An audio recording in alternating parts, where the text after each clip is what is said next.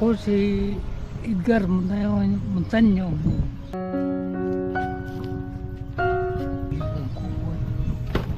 Isang PWD solo parent pickup driver